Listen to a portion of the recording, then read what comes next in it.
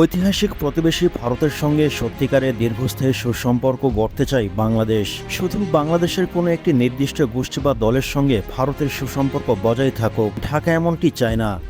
ঢাকা চায় যে বাংলাদেশের মানুষের সঙ্গে ভারতের মানুষ সত্যিকারের সখ্য গড়ে উঠুক, দুই দেশের মধ্যে টেকসই সুসম্পর্ক বজায় থাকুক। জাতিসংঘের ৭৯তম সাধারণ অধিবেশনের সাইডলাইনে পররাষ্ট্র উপদেষ্টা মোহাম্মদ তৌহিদ হোসেনের সঙ্গে ভারতের পররাষ্ট্রমন্ত্রী এস জয়শঙ্করের বৈঠক হওয়ার কথা রয়েছে। ওই বৈঠকে ঢাকার পক্ষ থেকে নয়াদিল্লিকে এমন বার্তা দেওয়া হবে। কূটনৈতিক সূত্রে জানা যায়, গত ৫ আগস্টের পট পরিবর্তনের পর ঢাকা নয়াদিল্লির সম্পর্কে অস্বস্তি বিরাজ করছে। টানাপোড়েন চলছে, কিন্তু বাংলাদেশের প্রতিবেশী রাষ্ট্র ভারতের সঙ্গে সম্পর্কে কোনো রকম অস্বস্তি চায় না। যে কারণে বাংলাদেশে অন্তর্বর্তীকালীন সরকারের প্রধান উপদেষ্টা জাতিসংঘ অধিবেশনের সাইডলাইনে ভারতের প্রধানমন্ত্রীর সঙ্গে বৈঠক করার প্রস্তুতি নিয়েছিলেন, কিন্তু ভারতের প্রধানমন্ত্রী নরেন্দ্র মোদী সে প্রস্তাব সাড়া দেননি। সর্বশেষ পরিস্থিতিতে বাংলাদেশের পররাষ্ট্র উপদেষ্টা মোহাম্মদ তৌহিদ হোসেনের সঙ্গে ভারতের পররাষ্ট্রমন্ত্রী এস জয়শঙ্করের বৈঠক চূড়ান্তভাবে অনুষ্ঠিত হয়। টিম টিআরসি হৃদয়ে ধারণ করে বাংলাদেশ। দ্য রিয়েল কনসালটেশন, স্বচ্ছ ভ্যাট আইনে দক্ষ ন্যায্য ভ্যাট প্রদানে। বাংলাদেশ ভারত আসন্ন বৈঠকে ঢাকার পক্ষ থেকে সম্পর্ক বজায় রাখতে নয়াদিল্লিকে ইতিবাচক বার্তা দেওয়া হবে।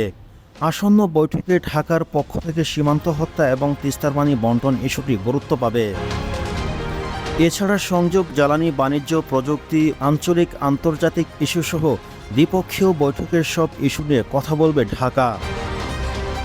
অন্যদিকে নয়াদিল্লির পক্ষ থেকে আসন্ন বৈঠকে সংখ্যালঘু সুরক্ষার প্রতি গুরুত্ব দেওয়া হতে পারে। গত ১৬ বছর বাংলাদেশ ভারত সম্পর্কে সোনালী অধ্যায় চলছে বলে সবাই বলতো।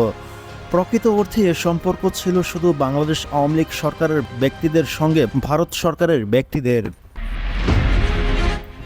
সেখানে দুই দেশের মানুষদের মধ্যে সত্যিকারের কোনো সুসম্পর্ক ছিল না। শেখ হাসিনা সরকার পতনের পরপর এটি দৃশ্যমান হতে ধরা দেয়। শুধু তাই নয়, শেখ হাসিনা পতনের পর ভারত তাকে আশ্রয় দিয়েছে। এরপর ভারতের প্রতিরক্ষা মন্ত্রী রাজনাথ সিং, ভারতের কংগ্রেস নেতা রাহুল গান্ধী এবং দেশটির কেন্দ্রীয় স্বরাষ্ট্রমন্ত্রী অমিত শাহ বাংলাদেশ নিয়ে নেতিবাচক বক্তব্য রাখেন।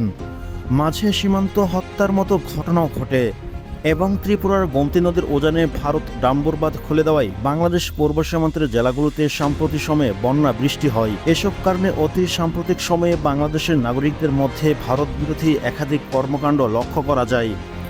কিন্তু বাংলাদেশ সরকার ভারত বিরোধী এমন কর্মকাণ্ড চায় না। বাংলাদেশ চায় দুই দেশের প্রতিবেশীদের মধ্যে আত্মার সম্পর্ক বিরাজ করুক। পররাষ্ট্র উপদেষ্টা মোহাম্মদ তৌহিদ হোসেন গণমাধ্যমকে বলেন, এস জয়শঙ্করের সঙ্গে আমাদের পররাষ্ট্র উপদেষ্টা দেখা হওয়ার বিষয়টি প্রায় নিশ্চিত। শেখ হাসিনা সরকার পতনের পর অন্তর্বর্তী সরকারের সঙ্গে অস্বস্তিকর সম্পর্ক তৈরি হয়েছে ভারতের, কিন্তু আলোচনা অব্যাহত রাখতে হবে।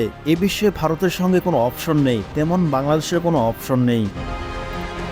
ভারতের জিন্দাল গ্লোবাল ইউনিভার্সিটি অধ্যাপক এবং আন্তর্জাতিক বিশ্লেষক ধীরেন্দ্র দত্ত গণমাধ্যমকে বলেন, ৫ আগস্টের পর বাংলাদেশের পট পরিবর্তন হয় এবং এই পরিবর্তনে একটি ছায়া বাংলাদেশ ভারত সম্পর্কে পড়েছে। গত ৫ আগস্টের আগে বাংলাদেশ ভারত সম্পর্ক ঘনিষ্ঠ ছিল, কিন্তু বাংলাদেশ পরিবর্তনের পর সে সম্পর্ক ধাক্কা লাগে।